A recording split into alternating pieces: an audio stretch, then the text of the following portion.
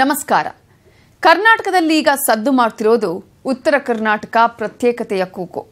ವಿಭಜನೆಯ ಕಹಳೆಯ ಜೊತೆಗೆ ರಾಜಕೀಯ ಗೇಮ್ ಪ್ಲಾನ್ಸ್ ಕೂಡ ಸಖತ್ತಾಗಿಯೇ ಸದ್ದು ಮಾಡ್ತಿದೆ. ಏಕೀಕರಣದ ಇತಿಹಾಸವೇ ಗೊತ್ತಿಲ್ಲ ಅನ್ನೋ ಮಾತುಗಳು ಸಿದ್ದರಾಮಯ್ಯ ಅವರು ಹೇಳಿದ್ರೆ, ರಾಜ್ಯ ಒಡೆದರೆ ಮಾಧ್ಯಮಗಳೇ ಕಾರಣ ಅನ್ನುವ ಮಾತನ್ನು ಹೇಳಿರೋದು ಸಿಎಂ ಕುಮಾರಸ್ವಾಮಿ. ಹಾಗಾದ್ರೆ ಈ ಒಂದು ಉತ್ತರ ಕರ್ನಾಟಕ ಸ್ವತಂತ್ರ ರಾಜ್ಯದ ಹಿಂದಿನ ವಿವಾದ ಏನು? ಇದುವೇ ಇವತ್ತಿನ ನ್ಯೂಸ್ 18 ಸ್ಪೆಷಲ್ ರಿಪೋರ್ಟ್. ಕ್ಷಮಿಸಿ ಬಿಡು ಭುವನೇಶ್ವರಿ. ನಾನು ನವಿತಾ ಜೈನ್.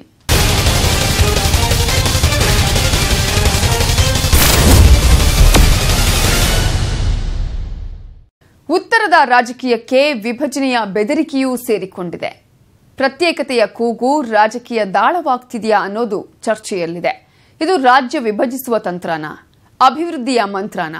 ಹತಾಶೆಯ ಮಾತುಗಳಿಗೆ ಬೆಲೆ ತೆರಬೇಕಾಗುತ್ತಾ ಸಿಎಂ ಕುಮಾರಸ್ವಾಮಿ? ಹೀಗೆ ರಾಜ್ಯ ರಾಜಕೀಯದಲ್ಲಿ ಆಗ್ತಾ ಇರುವ ಪ್ರತ್ಯೇಕತೆಯ ಕೂಗಿನ ಒಳವರ್ಮದ ಕುರಿತು ಒಂದು ಇಂಟ್ರೆಸ್ಟಿಂಗ್ ಸ್ಟೋರಿ ಇಲ್ಲಿದೆ. ಅವಿರತ ಶ್ರಮದ ಫಲದಿಂದ ಎದ್ದು ನಿಂತಿದೆ ಅಖಂಡ ಕರ್ನಾಟಕ. ರಾಜಕೀಯ ಲಾಭಕ್ಕಾಗಿ ನಾಯಕರಿಂದ ಪ್ರತ್ಯೇಕತೆಯ ವ್ಯಾಪಾರ.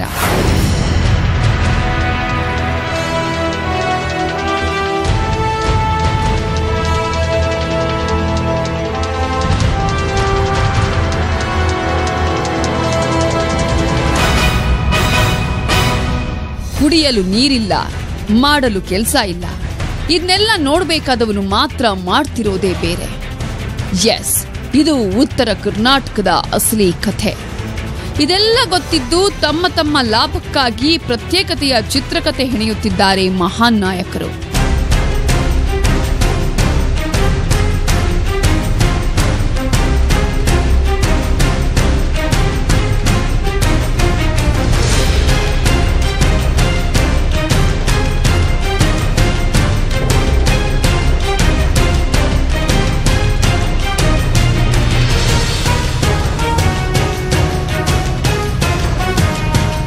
ಕುಮಾರಸ್ವಾಮಿ ಅದ್ಯಾವ ಗಳಿಗೆಯಲ್ಲಿ ನೀವು ನನಗೆ ವೋಟ್ ಹಾಕಿಲ್ಲ ಅಂದ್ಬಿಟ್ರೋ ಕಾಣೆ.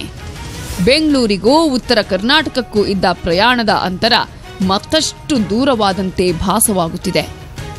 ಎಷ್ಟು ದಿನ ವಿಧಾನಸೌಧದ ಮುಂದೆ ಬಂದು ಕೇಳ್ತಾನೆ ಇರೋದು?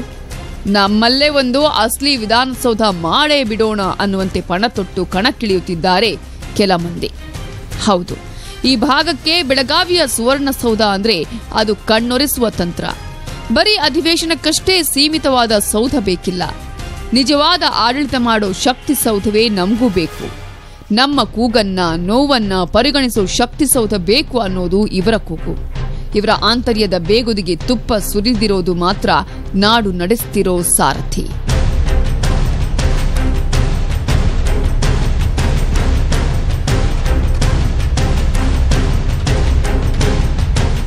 ಅಲ್ಲೆಲ್ಲೋ ಈಗ ಸ್ಟ್ರೈಕ್ ಅಂತೆ. ನನ್ನ ಕೊಪ್ಪಳದಲ್ಲಿ ಸಂಪೂರ್ಣ ಸಾಲ ಮನ್ನಾ ಮಾಡಬೇಕು ಅಂತ ಅವರಿಗೆ ಇವತ್ತು ಸಂಪೂರ್ಣ ಮನ್ನಾ ಮಾಡಿ ಅಂತ ಹೇಳಿ ಆ ಸ್ಟ್ರೈಕ್ ಮಾಡ್ತಕ್ಕಂಥ ರೈತ ಮುಖಂಡರುಗಳಿಗೆ ಕೇಳಲಿಕ್ಕೆ ಬಯಸ್ತೇನೆ. ವೋಟ್ ಹಾಕಬೇಕಾದ್ರೆ ಕುಮಾರಸ್ವಾಮಿ ಯಾಕೆ ಜ್ಞಾಪಕ ಬರಲಿಲ್ಲ ನಿಮಗೆ? ವೋಟ್ ಹಾಕಬೇಕಾದ್ರೆ ಇವತ್ತು ಸಾಲ ಮನ್ನಾ ಮಾಡಿ ಅಂತ ರಸ್ತೆಯಲ್ಲಿ ಕೂರವರು ವೋಟ್ ಹಾಕಬೇಕಾದ್ರೆ ಜಾತಿ ಪ್ರೇಮ ಬಿಟ್ಟು, ಹಣದ ಆಸೆ ಬಿಟ್ಟು ವೋಟ್ ಹಾಕಿದ್ರೆ ಈ ಕುಮಾರಸ್ವಾಮಿನ ಇವತ್ತು ನಿಮಗೆ ಕೇಳಲಿಕ್ಕೆ ನಿಮಗೆ ನೈತಿಕತೆ ಇತ್ತು. ಇಷ್ಟು ಸಾಕಿತ್ತು ಉತ್ತರ ಕರ್ನಾಟಕದ ಸುಪ್ತ ಕೋಪತಾಪವೆಲ್ಲ ಸ್ಫೋಟಗೊಳ್ಳಲು. ಬಂದ್ಗೆ ಕರೆ ಕೊಟ್ಟಾಗಿದೆ. ಇತ್ತ ಇಡೀ ರಾಜ್ಯ ದುಗ್ಧಗಲಕ್ಕೂ ಪ್ರತ್ಯೇಕತೆ ಸರಿ ಇಲ್ಲ ಅನ್ನೋ ಪರ ವಿರೋಧ ಚರ್ಚೆಗಳು ಭರ್ಜರಿಯಾಗಿ ನಡೀತಾ ಇವೆ. ಇವೆಲ್ಲದರ ಬೆನ್ನಲ್ಲೇ ಆಯಾ ನಾಯಕರು ತಮ್ಮ ತಮ್ಮ ನಾಯಕತ್ವದ ಪರೀಕ್ಷೆ ಮರುಪರೀಕ್ಷೆಗೂ ಕೂಡ ನಾಡು ವಿಭಜಿಸುವ ಮಂತ್ರವನ್ನೇ ಬಳಸಿಕೊಳ್ಳುತ್ತಿದ್ದಾರೆ. ಹೀಗೆ ಹೇಳ್ತಿರೋರಲ್ಲಿ ಸದ್ಯ ಹೆಚ್ಚು ಸುದ್ದಿ ಮಾಡ್ತಿರೋದು ಶ್ರೀರಾಮುಲು. ಉತ್ತರ ಕರ್ನಾಟಕ ಪ್ರತ್ಯೇಕ ರಾಜ್ಯ ಆಗಬೇಕಂತ ಕೂಗನ್ನು ಕೂಗ್ತಾ ಇದ್ರು. ನಾನು ಕೂಡ ವಿಧಾನಸಭೆಯಲ್ಲಿ ಬಹಳಷ್ಟು ಆವೇಶದಿಂದ ಮಾತಾಡಿದ್ದೀನಿ. ನಾನು ಕೂಡ ಉತ್ತರ ಕರ್ನಾಟಕಕ್ಕೆ ನೀವೇನು ಇದೇ ರೀತಿ ಮುಂದುವರೆದ್ರಿಗಿನ ಈ ಉತ್ತರ ಕರ್ನಾಟಕ ಹೋರಾಟವನ್ನು ನಾನು ನನ್ನ ಮುಂದಾಳತ್ವದಲ್ಲಿ ಹೋರಾಟವನ್ನು ಮಾಡಬೇಕಾಗುತ್ತೆ. ಮೇಲ್ನೋಟಕ್ಕೆ ಇದು ಉತ್ತರ ಕರ್ನಾಟಕ ಭಾಗದ ಅನಭಿವೃದ್ಧಿ ತಂದೊಡ್ಡಿರೋ ಅಸಹನೆ ಅಂತಾನೆ ಕಾಣಿಸುತ್ತೆ. ದಡದ ಮತ್ತೊಂದು ತುದಿಯಲ್ಲಿ ನಿಂತು ನೋಡೋ ಜನರಿಗೆ ತಪ್ಪು ಅಂತಾನೂ ಅನ್ನಿಸ್ತಿದೆ. ಇವೆರಡು ಆಯಾಮಗಳ ಹೊರತಾಗಿಯೂ ಕೂಡ ಅಲ್ಲೊಂದು ತಣ್ಣನೆಯ ರಾಜಕೀಯ ಸ್ವಾರ್ಥ ಸಣ್ಣಗೆ ಇಣುಕಿ ನೋಡುತ್ತಿದೆ.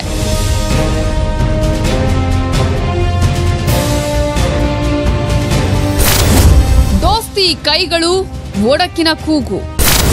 ಸಂಪುಟದಿಂದ ಸಂಕಟದವರೆಗೆ ಎಲ್ಲದಕ್ಕೂ ಒಂದೇ ದಿಕ್ಕು. ಮೊದಲು ಮಾತಾಡಿ ಆಮೇಲೆ ಯೋಚಿಸ್ತಾರಾ ಎಚ್ಡಿಕೆ? ಇದು ಸಂಕಟದ ಈಗಿನ ಕಾರಣವಲ್ಲ, ಬರೋಬ್ಬರಿ 2.5 ತಿಂಗಳ ಸ್ಪಷ್ಟ ಮತ್ತು ಅಸ್ಪಷ್ಟ ಚಿತ್ರಣಗಳ ಒಟ್ಟು ಫಲ. ಹೌದು, ಯಡಿಯೂರಪ್ಪ ವಿಶ್ವಾಸಮತ ಸೋತ ಕ್ಷಣ ಡಿಕೆ ಶಿವಕುಮಾರ್ ಎಚ್ಡಿಕೆ ಜೊತೆಯಾಗಿ ಕೈ ಎತ್ತಿ ಮೇಲೆ ತೋರಿಸಿದ್ರು. ಅದೊಂದು ಜಂಟಿ ವಿಕ್ಟರಿ ಮಾರ್ಕ್. ಇಡೀ ನಾಡಿಗೆ ಕೊಟ್ಟ ಸಂದೇಶ ಸಿಂಪಲ್ ಆಗೇ ಇತ್ತು. ಆದರೆ ಸಂಪುಟ ರಚನೆ ವೇಳೆ ಈ ಸನ್ನಿಗೆ ಬೇರೆಯದ್ದೇ ಬಣ್ಣ ಬಂತು. ಸಾಲ ಮನ್ನಾ ವಿಚಾರದಲ್ಲೂ ಕೂಡ ಉತ್ತರ, ದಕ್ಷಿಣ, ಒಕ್ಕಲಿಗ ಹಾಗೂ ಇತರ ಜಾತಿಗಳು ಎಂಬ ಒಂದೊಂದೇ ಹೊಸ ವ್ಯಾಖ್ಯಾನಗಳು ತೆರೆದುಕೊಳ್ತಾ ಹೋದವು. ಟೀಕೆಗಳಿಗೆಲ್ಲ ಕಳಶವಿಟ್ಟಂತೆ ಜೆಡಿಎಸ್ಗೆ ಹೆಸರು ತಂದುಕೊಡಲಿದೆ ಅಂತ ಹಠ ಹಿಡಿದು ಮಂಡಿಸಿದ ಬಜೆಟ್ಗೆ ಮುಖ್ಯಮಂತ್ರಿಯನ್ನ ಇನ್ನಿಲ್ಲದಂತೆ ಕಾಡಿಬಿಟ್ಟು. ಎಲ್ಲದಕ್ಕೂ ಕುಮಾರಸ್ವಾಮಿ ರಿಯಾಕ್ಟ್ ಆಗ್ತಾನೇ ಹೋದ್ರು. ಸ್ಪಷ್ಟನೆ ಕೊಡಬೇಕಿದ್ದ ಜಾಗದಲ್ಲೆಲ್ಲ ಮತ್ತಷ್ಟು ಗೊಂದಲಗಳನ್ನು ಸೃಷ್ಟಿಸಿ ಬಿಟ್ರು ಎಚ್ಡಿಕೆ.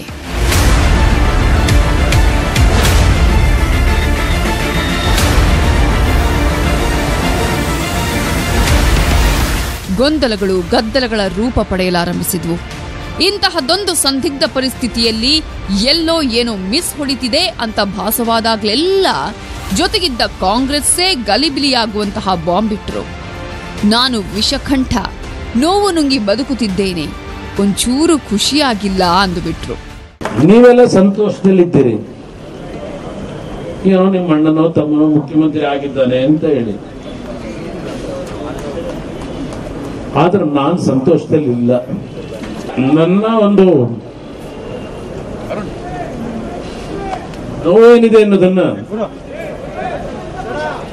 ನಾನೇ ಆ ನೋವನ್ನ ವಿಷಕಂಠನಾಗೆ ನುಂಗ್ತಾ ಇದ್ದೇನೆ ಅನ್ನೋದನ್ನ ಹೇಳಲಿಕ್ಕೆ ಬಯಸ್ತೇನೆ. ಈಗಲೂ ಕುಮಾರಸ್ವಾಮಿ ಮಾಡಿದ್ದು ಅದನ್ನೇ. ವೋಟು ಹಾಕಿಲ್ಲ ಅಂತ ಹೇಳಿದವರು ಅವರೇ, ಇದಕ್ಕೆಲ್ಲ ಮಾಧ್ಯಮದವರೇ ಕಾರಣ ಅಂತ ಹೇಳ್ತಿರೋದು ಅವರೇ. ಅಲ್ಲೆಲ್ಲೋ ಈಗ ಸ್ಟ್ರೈಕ್ ಅಂತೆ, ನನ್ನ ಕೊಪ್ಪಳದಲ್ಲಿ ಸಂಪೂರ್ಣ ಸಾಲ ಮನ್ನಾ ಮಾಡಬೇಕು ಅಂತ. ಅವರಿಗೆ ಇವತ್ತು ಸಂಪೂರ್ಣ ಮನ್ನಾ ಮಾಡಿ ಅಂತ ಹೇಳಿ ಆ ಸ್ಟ್ರೈಕ್ ಮಾಡ್ತಕ್ಕಂಥ ರೈತ ಮುಖಂಡರುಗಳಿಗೆ ಕೇಳಲಿಕ್ಕೆ ಬಯಸ್ತೇನೆ. ವೋಟ್ ಹಾಕಬೇಕಾದ್ರೆ ಕುಮಾರಸ್ವಾಮಿ ಯಾಕೆ ಜ್ಞಾಪಕ ಬರಲಿಲ್ಲ ನಿಮಗೆ? ವೋಟ್ ಹಾಕಬೇಕಾದ್ರೆ ಇವತ್ತು ಸಾಲ ಮನ್ನಾ ಮಾಡಿ ಅಂತ ರಸ್ತೆಯಲ್ಲಿ ಕೂರವರು ವೋಟ್ ಹಾಕಬೇಕಾದ್ರೆ ಜಾತಿ ಪ್ರೇಮ ಬಿಟ್ಟು, ಹಣದ ಆಸೆ ಬಿಟ್ಟು ವೋಟ್ ಹಾಕಿದ್ರೆ ಈ ಕುಮಾರಸ್ವಾಮಿನ ಇವತ್ತು ನಿಮಗೆ ಕೇಳಲಿಕ್ಕೆ ನಿಮಗೆ ನೈತಿಕತೆ ಇತ್ತು. ನಾನು 100 ಬಾರಿ ಹೇಳಿದ್ದೇನೆ ಅಖಂಡ ಕರ್ನಾಟಕ ಅಂತ ಹೇಳಿ. ನೀವು ಪ್ರತಿದಿನ ಕೊಡ್ತಾ ಇರತಕ್ಕಂಥ ಈ ಡಿಸ್ಕಷನ್ಗಳಿದೆಯಲ್ಲ, ಉತ್ತರ ಕರ್ನಾಟಕಕ್ಕೆ ಬೆಂಕಿ ಹಚ್ಕೊಂಡು you are responsible for in future days. ನಾನೇನ್ರಿ ಹೇಳಿದ್ದೀನಿ? ನಾನು ಹೇಳಿರೋದೇನು ರೈತರಿಗೆ? ನಾನು ರೈತರಿಗೆ ಯಾರ ಮೇಲೂ ದೋಷ ಕೊಟ್ಟಿಲ್ಲ. ನಾನು ಹೇಳಿದ್ದು ಕೊಪ್ಪಳದಲ್ಲಿ ರೈತ ಸಂಘಟನೆಗಳು ಸಂಪೂರ್ಣ ಸಾಲ ಮನ್ನಾ ಮಾಡಬೇಕು ಅಂತ ಪ್ರತಿಭಟನೆ ಮಾಡೋದನ್ನು ಕೋಟ್ ಮಾಡಿದ್ದೇನೆ. ಒಂದ್ ನಿಮಿಷ ಇರ್ರಿ. ನಾನೇನು ಮಾತಾಡಿಲ್ಲ. ನನ್ನನ್ನೇ ಪ್ರತಿದಿನ ಕೋಟ್ ಮಾಡ್ತಾ ಇದ್ದೀರಿ. ಜಸ್ಟ್ 2 months ಅಲ್ಲಿ ಇದಕ್ಕೆ ಚಾಲನೆ ಕೊಟ್ಟಿದೀವ. ನಾನು ಯಾರು ತಪ್ಪು ಮಾತನಾಡಿದ್ದಾರೆ ಅದರ ಬಗ್ಗೆ ಯೋಚನೆ ಮಾಡಿ ಅಂತ ಹೇಳಿದ್ದೇನೆ. ಅಂದು ಹೇಳಿದ್ಯಾಕೆ, ಇಂದು ಪರದಾಡ್ತಿರೋದ್ಯಾಕೆ? ಹತಾಶೆಯ ಮಾತುಗಳಿಗೆ ಬೆಲೆ ತೆರಬೇಕಾಗುತ್ತಾ ಸಿಎಂ? ಸದ್ಯ ಜೆಡಿಎಸ್ ಅಂದ್ರೆ ಒಕ್ಕಲಿಗರ ಪಕ್ಷ, ಹಳೆ ಮೈಸೂರಿನ ಪಕ್ಷ ಎಂಬ ಕುಖ್ಯಾತಿಗೆ ಒಳಗಾಗಿದೆ. ಇದನ್ನ ಮೀರಿ ಒಂದಷ್ಟು ಪಕ್ಷದ ವಿಸ್ತರಣೆ ಕೆಲಸಕ್ಕಾಗಿ ಎಚ್ಡಿಕೆ ಕಸರತ್ತು ಮಾಡಿದ್ದೂ ಇದೆ. ಆದರೆ ಇದು ಫಲಪ್ರದವಾಗಲೇ ಇಲ್ಲ. ಎಲೆಕ್ಷನ್ ಟೈಮಲ್ಲಿ ಎಚ್ಡಿಕೆ ಉತ್ತರ ಕರ್ನಾಟಕದಲ್ಲಿ ಮನೆ ಮಾಡಿದ್ದೇ ಇದಕ್ಕೆ ಸಾಕ್ಷಿ. ಏನಾದ್ರೂ ಉತ್ತರದಲ್ಲಿ ಇದುವರೆಗೂ ಎಚ್ಡಿಕೆಗೆ ಉತ್ತರ ಸಿಕ್ಕಿಲ್ಲ. ಹೀಗಾಗಿ ಹತಾಶೆಯ ಮಾತುಗಳನ್ನಾಡಿ ಇಕ್ಕಟ್ಟಿಗೆ ಸಿಲುಕಿದ್ದಾರೆ ಸಿಎಂ.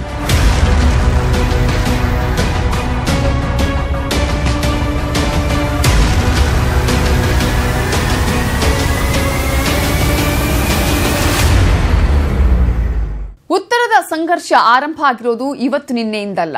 ಪ್ರತಿ ಬಾರಿ ಉತ್ತರದ ಸಂಘರ್ಷ ರಾಜಕೀಯ ದಾಳವಾಗಿಯೇ ಉಪಯೋಗ ಆಗ್ತಾ ಇರೋದು.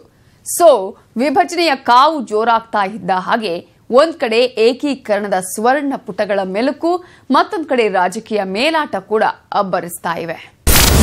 ಅಪ್ರಿಯ ಸತ್ಯಕ್ಕೆ ಕುಮಾರಸ್ವಾಮಿಯಲ್ಲಿ ಆವೇಶ, ಉತ್ತರದ ಒಡಕಿನ ಕಿಚ್ಚಿನಲ್ಲಿ ರಾಜಕೀಯ ದಾಟ. ಮುಖ್ಯಮಂತ್ರಿಗೆ ತಮ್ಮ ಮಾತೇ ಮುಳುವಾಗುತ್ತಾ? ಎಚ್ಡಿ ಕುಮಾರಸ್ವಾಮಿ ಈ ರಾಜ್ಯದ ಮುಖ್ಯಮಂತ್ರಿ. ಅದೇನೇ ಆದ್ರೂ ಮುಖ್ಯಮಂತ್ರಿ ದನಿಯಲ್ಲೇ ಮಾತಾಡಬೇಕು. ಉತ್ತರ ಕರ್ನಾಟಕದಲ್ಲಿ ಜೆಡಿಎಸ್ಗೆ ಬೆಂಬಲ ಸಿಗ್ಲಿಲ್ಲ ನಿಜ, ಜಿದ್ದು ಸಾಧಿಸಬಾರದು. ಅಪ್ರಿಯ ಸತ್ಯವನ್ನ ಅರಗಿಸಿಕೊಂಡು ಅಧಿಕಾರ ದಂಡವನ್ನೋ ಸಮವಾಗಿ ತೂಗಬೇಕಾಗುತ್ತದೆ. ಅದು ಜನರ ಮನಗೆಲ್ಲುವ ಪರಿಯೂ ಹೌದು. ಉತ್ತರ ಕರ್ನಾಟಕದ ಜನರ ಅಹವಾಲುಗಳಿಗೆ ಕಿವಿ ತೆರೆದುಕೊಳ್ಳಬೇಕು. ರಾಜಕೀಯ ಟೀಕೆ, ಪ್ರಾಯೋಜಿತ ಹೋರಾಟಗಳಿಗೂ ವಿಚಲಿತರಾಗಿ ತಾಳ್ಮೆ ಕಳೆದುಕೊಳ್ಳಬಾರದು. ಆದರೆ ಕುಮಾರಸ್ವಾಮಿ ಇದ್ಯಾವುದನ್ನು ಮಾಡದೆ ಪದೇ ಪದೇ ರಿಯಾಕ್ಟ್ ಆಗಿ ಮತ್ತಷ್ಟು ಸೆಲ್ಫ್ ಗೋಲ್ ಮಾಡಿಕೊಳ್ತಿದ್ದಾರೆ. ಈ ತರ ಈಗ ನೀವು ಉತ್ತರ ಕರ್ನಾಟಕದ ಇಶ್ಯೂ ಬೆಂಕಿ ಹಚ್ಚಿರೋರು ನೀವು ರಾಜಕಾರಣಿಗಳು ಒಂದು ಭಾಗ ಒಂದು ಕೆಲವು ಟೀಮು ಒಂದು ಭಾಗ ನಡೀತಾ ಇದೆ. ನನಗೆ ಗೊತ್ತಿದೆ. ನಾನು ಏನು ಹೇಳಿಕೆ ಕೊಟ್ಟಿದ್ದೇನೆ ಚನ್ನಪಟ್ಟಣದಲ್ಲಿ ಕೊಟ್ಟಿದ್ದ ಹೇಳಿಕೆ ಏನು? ಶ್ರೀರಾಮುಲು ವಿಧಾನಸಭೆ ಒಳಗೆ ಚರ್ಚೆ ಮಾಡಿದ ಇಶ್ಯೂನ ಕೋರ್ಟ್ ಮಾಡಿದೆ. ಇವರು ಉತ್ತರ ಕರ್ನಾಟಕ ಮಾಡ್ಕೊಂಡು ಡೆವಲಪ್ಮೆಂಟ್ಗೆ ದುಡ್ಡು ಎಲ್ಲಿ ತರ್ತಾರೆ ಅಂತ ಪ್ರಶ್ನೆ ಮಾಡಿದೆ. ಅದೇ ದೊಡ್ಡ ಇಶ್ಯೂನಾ? ಅದೇ ನನ್ನ ದೊಡ್ಡ ಅಪರಾಧವಾ? ಏನು ಒಂದು ವಾರದಿಂದ ನೋಡ್ತಾ ಇದ್ದೀನಿ, ಏನು ದಿನ ಅದೇ ಡಿಸ್ಕಷನ್ ಮಾಡ್ತಾ ಇದ್ದೀನಿ. ಉತ್ತರ ಕರ್ನಾಟಕದ ವಿಭಜನೆಯ ಕೂಗು ಸಿಎಂ ಕುಮಾರಸ್ವಾಮಿಯನ್ನ ತುಂಬಾನೇ ಕನ್ಫ್ಯೂಸ್ ಮಾಡಿರಬೇಕು. ಪ್ರತ್ಯೇಕ ಉತ್ತರ ಕರ್ನಾಟಕ ಕಿಡಿಗೆ ಮಾಧ್ಯಮವನ್ನೇ ದೂಷಿಸುತ್ತಿದ್ದಾರೆ ಕುಮಾರಸ್ವಾಮಿ. ಇವೆಲ್ಲದರ ಬೆನ್ನಲ್ಲೇ ಸದ್ದಿಲ್ಲದೆ ಸಿದ್ದರಾಮಯ್ಯ ಮತ್ತೊಮ್ಮೆ ಸಿಎಂ ಆಗೋದೇ ಒಳ್ಳೆದು ಅನ್ನೋ ಹೊಸ ಅಭಿಪ್ರಾಯವೂ ಬಂದ್ಬಿಟ್ಟಿದೆ. ಹೈದರಾಬಾದ್ ಕರ್ನಾಟಕಕ್ಕೆ ಅತ್ಯಂತ ಹೆಚ್ಚು ಹಣವನ್ನು ಕೊಟ್ಟಂತ ಮುಖ್ಯಮಂತ್ರಿ ಯಾರಿದ್ರೆ ಅದು ಸಿದ್ದರಾಮಯ್ಯ. ಸುಮಾರು 4,500 ಕೋಟಿ ಹಣ ಕೊಟ್ಟಿದ್ದಾರೆ. ಅದಕ್ಕೆ ಇದು ಸರಿಯಲ್ಲ. ಮಠಾಧೀಶರು ಮತ್ತು ಸಂಘಟನೆಗಳು ನಾಳೆ ಬಂದ್ ಕರೆಯನ್ನ ವಾಪಸ್ ತೆಗಬೇಕು ಮತ್ತು ಯಾವುದೇ ಜನನು ಕೂಡ ಸಹಕಾರ ಕೊಡಬಾರದು ಅಂತ ಹೇಳಿ ನಾನು ಮನವಿಯನ್ನ ಮಾಡ್ತೇನೆ. ಸದ್ಯ ಯಾರನ್ನೇ ದೂರ್ಲಿ, ರಾಜ್ಯದ ಮುಖ್ಯಮಂತ್ರಿ ಇಂತಹದ್ದೊಂದು ಗೊಂದಲ ಸೃಷ್ಟಿ ಮಾಡಿಕೊಳ್ಬಾರ್ದಿತ್ತು ಅನ್ನೋದು ಕಾಮನ್ ಸೆನ್ಸ್ ಇರೋ ಯಾರಿಗಾದ್ರೂ ಅನ್ನಿಸೋ ಫಸ್ಟ್ ಇಂಪ್ರೆಷನ್. ಆ ಇಂಪ್ರೆಷನ್ನಲ್ಲಿ ಕುಮಾರಸ್ವಾಮಿ ಸೋತಿದ್ದಾರೆ. ರಾಜಕೀಯ ನಾಯಕರ ಎಲ್ಲ ಪರ ವಿರೋಧ ಹೇಳಿಕೆಗಳ ಹೊರತಾಗಿಯೂ ಕಣ್ಣಿಗೆ ರಾಚ್ತಾ ಇರೋ ಸತ್ಯ ಇದು.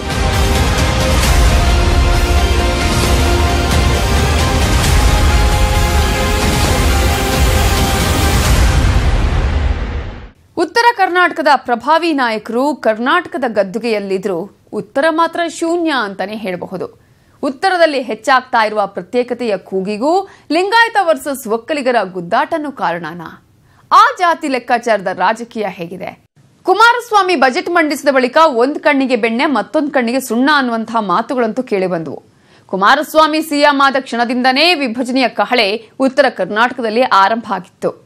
ಸಿಎಂ ಆದ ಕ್ಷಣದಲ್ಲೇ ವಿಭಜನೆಯ ಕಹಳೆ ಮುಳುಗೋದಿಕ್ಕೆ ಹಾಗಾದ್ರೆ ಕಾರಣ ಏನು? ಅಖಂಡ ಕರ್ನಾಟಕವನ್ನ ಆಳಿದಂತಹ ಉತ್ತರದ ಘಟಾನುಘಟಿಗಳು ಉತ್ತರಕ್ಕೆ ಕೊಟ್ಟಿದ್ದಾದ್ರೂ ಏನು? ನೋಡಿ, ಇಲ್ಲೊಂದು ಎಕ್ಸ್ಕ್ಲೂಸಿವ್ ರಿಪೋರ್ಟ್ ಇದೆ. ಕುಮಾರಸ್ವಾಮಿ ಸಿಎಂ ಆದ ಕ್ಷಣದಲ್ಲೇ ವಿಭಜನೆಯ ಕಹಳೆ. ಒಂದು ಕಣ್ಣಿಗೆ ಬೆಣ್ಣೆ, ಒಂದು ಕಣ್ಣಿಗೆ ಸುಣ್ಣದ ಫಲವಾ ಇದು? ನಾಯಕರ ಡರ್ಟಿ ಪಾಲಿಟಿಕ್ಸ್ಗೆ ಉತ್ತರ ನಿರುತ್ತರ. ಕುಮಾರಸ್ವಾಮಿ ನೇತೃತ್ವದ ಸರ್ಕಾರದಿಂದ ಬಜೆಟ್ನಲ್ಲಿ ಸಾಲ ಮನ್ನಾದಲ್ಲಿ ಅನ್ಯಾಯವಾಗಿದೆ ಅನ್ನೋದೇ ಆದ್ರೆ ಅದಕ್ಕಾಗಿ ಆ ಭಾಗದ ಜನಪ್ರತಿನಿಧಿಗಳು ಹೋರಾಟವನ್ನ ಹೂಡಬೇಕು. ಅದಕ್ಕಾಗಿ ರಾಜ್ಯ ಒಡೆಯೋದಲ್ಲ. ಒಂದು ರಾಜ್ಯದಲ್ಲಿ ಒಂದು ಕಣ್ಣಿಗೆ ಬೆಣ್ಣೆ, ಒಂದು ಕಣ್ಣಿಗೆ ಸುಣ್ಣ ಎಂಬ ಭೇದ ಉತ್ತರ ಕರ್ನಾಟಕವನ್ನ ಒಂದು ಸುತ್ತು ಹಾಕಿ ಬಂದ್ರೆ ಉತ್ತರ ಕರ್ನಾಟಕದ ದುಸ್ಥಿತಿ ಕಣ್ಣಿಗೆ ಕಟ್ಟುತ್ತದೆ.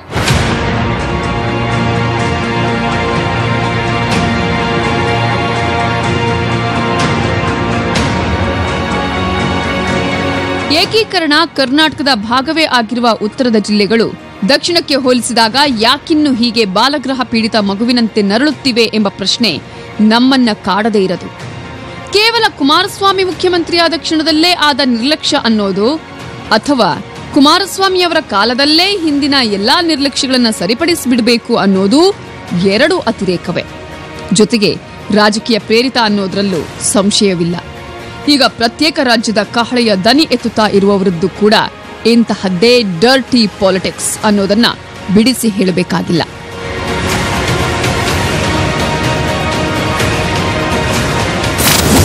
ಅಖಂಡ ಕರ್ನಾಟಕವನ್ನ ಆಳಿದ್ದು ಉತ್ತರದ ಘಟಾನುಘಟಿಗಳು. ಪ್ರಭಾವಿ ನಾಯಕರು ಗದ್ದುಗೆಯಲ್ಲಿದ್ರೂ ಉತ್ತರ ಮಾತ್ರ ಶೂನ್ಯ. ಏಕೀಕರಣ ಕರ್ನಾಟಕವನ್ನ ಆಳಿದವರಲ್ಲಿ ಉತ್ತರ ಕರ್ನಾಟಕದ ಘಟಾನುಘಟಿ ನಾಯಕರುಗಳೇ ಹೆಚ್ಚು. ಬಿಡಿ ಜತ್ತಿ, ಎಸ್ಆರ್ ಕಂಠಿ, ನಿಜಲಿಂಗಪ್ಪ, ವೀರೇಂದ್ರ ಪಾಟೀಲ್, ಎಸ್ಆರ್ ಬೊಮ್ಮಾಯಿ, ಧರ್ಮಸಿಂಗ್, ಜಗದೀಶ್ ಶೆಟ್ಟರ್ ಅವರುಗಳು ಮುಖ್ಯಮಂತ್ರಿಗಳಾಗಿದ್ದವರು. ಯಾವುದೇ ಸರ್ಕಾರದಲ್ಲೂ ಪ್ರಭಾವಿ ಖಾತೆಗಳನ್ನೇ ಹೊಂದಿದವರು ಉತ್ತರ ಕರ್ನಾಟಕದ ನಾಯಕರುಗಳೇ ಎಂಬುದು ಇತಿಹಾಸ ನೋಡಿದಾಗ ಕನ್ನಡಿ ಹಿಡಿಯತ್ತೆ. ಹೀಗಿದ್ದಾಗ್ಲೂ ಉತ್ತರದ ಅಭಿವೃದ್ಧಿ ಪ್ರಶ್ನೆಯಾಗಿಯೇ ಉಳಿದಿರೋದು ಯಾಕೆ? ಇದಕ್ಕೆ ಕಾರಣರು ಯಾರು?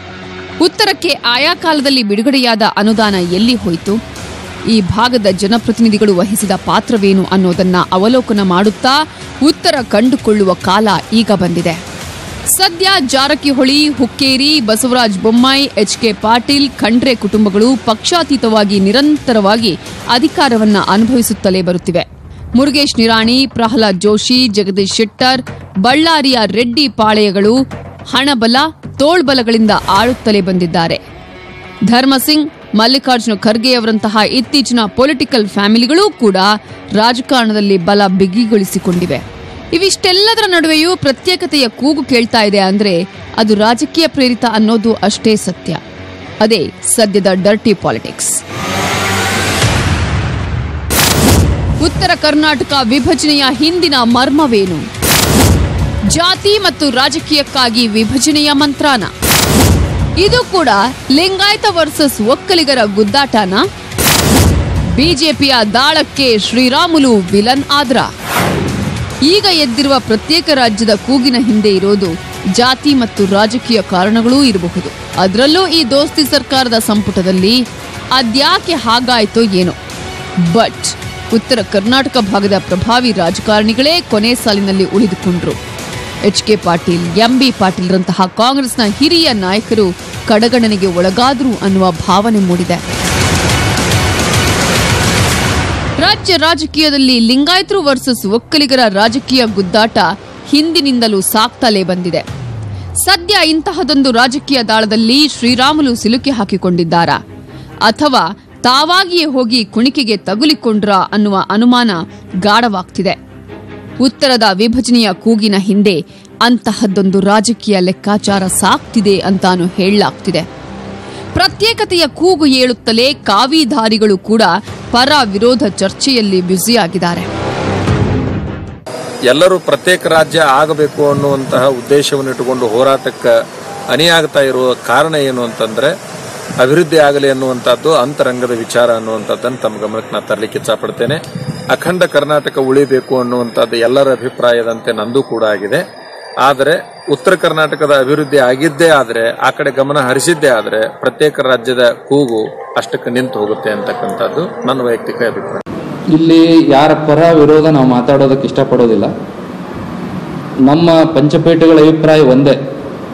ಕನ್ನಡ ನಾಡು ಯಾವತ್ತೂ ಹಿಂದೆಯೂ ಒಂದೇ, ಇಂದು ಕೂಡ ಒಂದೇ, ಮುಂದೂ ಕೂಡ ಐಕ್ಯಮತ್ಯದಿಂದ ಇಡೀ ಕರ್ನಾಟಕ ಕನ್ನಡ ಭಾಷಿಕರು ಒಟ್ಟಾಗಿರಬೇಕು ಅನ್ನುವಂಥದ್ದು ನಮ್ಮ ಅಭಿಪ್ರಾಯ. ಆ ನಿಟ್ಟಿನೊಳಗೆ ಏನಾದರೂ ಅವರ ಅಹವಾಲುಗಳಿದ್ರೆ, ನೋವಿದ್ರೆ ಅವುಗಳನ್ನು ಕೂತು ಬಗೆಹರಿಸಿಕೊಂಡು ಆ ನಿಟ್ಟಿನೊಳಗೆ ಒಳ್ಳೆಯ ಚಿಂತನೆ ಅಥವಾ ಒಳ್ಳೆಯ ನಿರ್ಧಾರ ಹೊರಬರೋದು ಒಂದು ಶ್ರೇಯಸ್ಕರವಾದ ಮಾರ್ಗ ಅನ್ನುವಂಥದ್ದು ನಮ್ಮ ಅಭಿಪ್ರಾಯ. ಉತ್ತರ ಕರ್ನಾಟಕದ ಕೂಗಿನ ಹಿಂದೆ ರಾಜಕೀಯ ಲೆಕ್ಕಾಚಾರಗಳು ಇದೆ ಅನ್ನೋದಾದ್ರೆ ಅಂತಹ ರಾಜಕೀಯ ಲೆಕ್ಕಾಚಾರಗಳು ಯಾವುದು? ಉತ್ತರದ ಪ್ರತ್ಯೇಕತೆ ಹಿಂದೆ ಕೂಡ ಲಿಂಗಾಯತ ವರ್ಸಸ್ ಒಕ್ಕಲಿಗ ಜಾತಿ ರಾಜಕೀಯ ಅಡಗಿದ್ಯಾ? ಒಂದ್ ವೇಳೆ ಇದರಿಂದ ಲಾಭ ಆಗೋದಾದ್ರೆ ಯಾರಿಗೆ ಈ ಲಾಭ? ಇದಕ್ಕೆಲ್ಲ ಉತ್ತರವೇ ಮುಂಬರುವ ಲೋಕ ಸಮರ. ವಿಭಜನೆಯ ಕೂಗಿಗೆ ತುಪ್ಪ ಸುರಿದಿರೋದ್ಯಾರು? ಕಾಂಗ್ರೆಸ್, ಬಿಜೆಪಿ, ಜೆಡಿಎಸ್ ವಿಭಜನಾ ತಂತ್ರವೇನು? ಲೋಕ ಸಮರಕ್ಕೆ ಉತ್ತರದಿಂದಲೇ ಯುದ್ಧ ಆರಂಭನಾ? ಇನ್ನು ಈ ಪ್ರತ್ಯೇಕ ರಾಜ್ಯದ ಕೂಗಿನ ಹಿಂದೆ ಇರೋದು ಜಾತಿ ಲೆಕ್ಕಾಚಾರ ಅಂತಾನೂ ಹೇಳಲಾಗ್ತಿದೆ. ಉತ್ತರ ಕರ್ನಾಟಕದಲ್ಲಿ ಲಿಂಗಾಯತರ ಪ್ರಭಾವ ಹೆಚ್ಚಿದ್ರೆ ದಕ್ಷಿಣದಲ್ಲಿ ಒಕ್ಕಲಿಗರ ಪಾರಮ್ಯ ಇದೆ. ಒಂದು ವೇಳೆ ಉತ್ತರ ಕರ್ನಾಟಕವು ಪ್ರತ್ಯೇಕ ರಾಜ್ಯವಾದರೆ ಲಿಂಗಾಯತರೇ ಮುಖ್ಯಮಂತ್ರಿ ಆಗಬಹುದು ಎಂಬ ಲೆಕ್ಕಾಚಾರವೂ ಇರಬಹುದು. ಅದರಲ್ಲೂ ಈ ಸಲ ಕಾಂಗ್ರೆಸ್ ಪಕ್ಷವು ಹಿರಿಯ ನಾಯಕರಾದ ಎಚ್.ಕೆ. ಪಾಟೀಲ್ ಹಾಗೂ ಎಂ.ಬಿ. ಪಾಟೀಲ್ ಅಂಥವರನ್ನ ಯಾಕೆ ಸಂಪುಟಕ್ಕೆ ತೆಗೆದುಕೊಳ್ಳಲಿಲ್ಲ ಎಂಬ ವಿಚಾರವೇ ಅಚ್ಚರಿಗೆ ಕಾರಣವಾಗುತ್ತೆ. ಇದು ಕೂಡ ಸೈಲೆಂಟ್ ಆಗಿ ವಿಭಜನೆಯ ಕೂಗಿಗೆ ಕಾರಣವಾಗಿರಬಹುದು. ಈ ಲಿಂಗಾಯತರ ಕಡೆಗಣನೆಯೂ ವಿಭಜನೆ ಕೂಗಿಗೆ ಸಾಥ್ ಕೊಟ್ಟಿದ್ರೂ ಅಚ್ಚರಿ ಇಲ್ಲ. ಆದರೆ ಕಾಂಗ್ರೆಸ್ನ ನಾಯಕರು ಯಾರೂ ವಿಭಜನೆಯ ಮಂತ್ರವನ್ನ ಹಾಡಿಲ್ಲ. ಪ್ರತ್ಯೇಕ ರಾಜ್ಯದ ಭಾವನೆ ನಮ್ಮಲ್ಲಿ ಎಲ್ಲೂ ಯಾರ ಹತ್ರ ಬರಕೂಡುದು. ಆದರೆ ಕರ್ನಾಟಕ ಚೆಲುವ ಕನ್ನಡ ನಾಡು ಆಗಬೇಕಾದ್ರೆ ಎಲ್ಲ ಪ್ರದೇಶಗಳು ಸಮಾನವಾಗಿ ಅಭಿವೃದ್ಧಿ ಆಗಬೇಕು. ಆ ಸಮಾನತೆಗಾಗಿ ಎಲ್ಲೂ ಏನೋ ಹೆಚ್ಚು ಕಡಿಮೆ ಆಗಿದ್ದರೆ ಅವುಗಳನ್ನು ಸರಿಪಡಿಸಿ ಸರಿದೂಗಿಸಿ ಒಂದು ಉತ್ತಮವಾಗಿರ್ತಕ್ಕಂಥ ರಾಜ್ಯವನ್ನು ನಿರ್ಮಾಣ ಮಾಡೋದರಲ್ಲಿ ನಾವೆಲ್ಲರೂ ಹೆಜ್ಜೆ ಹಾಕೋದೇ ಒಂದು ಇವತ್ತಿನ ಈ ಕಾಲದ ಅವಶ್ಯಕತೆ. ಇನ್ನು ಶ್ರೀರಾಮುಲು ಪ್ರತ್ಯೇಕತೆಯ ಧ್ವನಿ ಎತ್ತುವಲ್ಲಿ ಬಿಜೆಪಿಯ ರಾಜಕೀಯ ಲೆಕ್ಕಾಚಾರ ಅಡಗಿದೆ ಅಂತಾನೆ ಹೇಳಲಾಗ್ತಿದೆ. ಉತ್ತರ ಕರ್ನಾಟಕ ಪ್ರತ್ಯೇಕ ರಾಜ್ಯ ಆಗಬೇಕಂತ ಕೂಗನ್ನು ಕೂಗ್ತಾ ಇದ್ರು. ನಾನು ಕೂಡ ವಿಧಾನಸಭೆಯಲ್ಲಿ ಬಹಳಷ್ಟು ಆವೇಶದಿಂದ ಮಾತಾಡಿದ್ದೀನಿ. ನಾನು ಕೂಡ ಉತ್ತರ ಕರ್ನಾಟಕಕ್ಕೆ ನೀವೇನು ಇದೇ ರೀತಿ ಮುಂದುವರೆದ್ರಿಗಿನ ಈ ಉತ್ತರ ಕರ್ನಾಟಕ ಹೋರಾಟವನ್ನು ನನ್ನ ಮುಂದಾಳುತ್ತದಲ್ಲಿ ಹೋರಾಟವನ್ನು ಮಾಡಬೇಕಾಗುತ್ತೆ. ಶ್ರೀರಾಮುಲು ಈ ಧ್ವನಿಯ ಹಿಂದೆ ಲೋಕಸಮರಕ್ಕೆ ಇಳಿಯಲು ಬಿಜೆಪಿ ತಯಾರಿ ನಡೆಸಿದಂತಿದೆ. ಲಿಂಗಾಯತರೇ ಹೆಚ್ಚಿರೋ ಉತ್ತರದಲ್ಲಿ ಬಿಜೆಪಿ ವೋಟ್ ಬ್ಯಾಂಕ್ ತಂತ್ರವೂ ಅಡಗಿರಬಹುದು. ಪ್ರತ್ಯೇಕ ಧ್ವಜದ ಕೂಗು ಎದ್ದಿದೆ. ದೋಸ್ತಿ ಸರ್ಕಾರಕ್ಕೆ ಗುದ್ದು ನೀಡಲು ವಿಭಜನೆಯ ಕೂಗನ್ನ ಎಬ್ಬಿಸಿ ಕೈ ತೆನೆ ದೋಸ್ತಿ ಕೂಟಕ್ಕೆ ಏಟು ನೀಡೋ ಪ್ಲಾನ್ ಇದ್ರೂ ಅಚ್ಚರಿಯಿಲ್ಲ. ಇದಕ್ಕಾಗಿಯೇ ಕಾಂಗ್ರೆಸ್ ಉತ್ತರ ಕರ್ನಾಟಕದಲ್ಲಿ ತಮ್ಮ ವೋಟ್ ಬ್ಯಾಂಕ್ ಉಳಿಸಿಕೊಳ್ಳಲು ಹೆಣಗಾಡ್ತಾ ಇದೆ. ಉತ್ತರ ಕರ್ನಾಟಕ ದಕ್ಷಿಣ ಕರ್ನಾಟಕ ಅಂತ ಇಲ್ಲ, ಅಖಂಡ ಕರ್ನಾಟಕ ಇರೋದು ಗೊತ್ತಾಯ್ತಾ. ಉತ್ತರ ಕರ್ನಾಟಕ ಅಂತ ಹೇಳೋರು ಇದಾರಲ್ಲ ಅವ್ರು ಸ್ವಾರ್ಥಿಗಳು.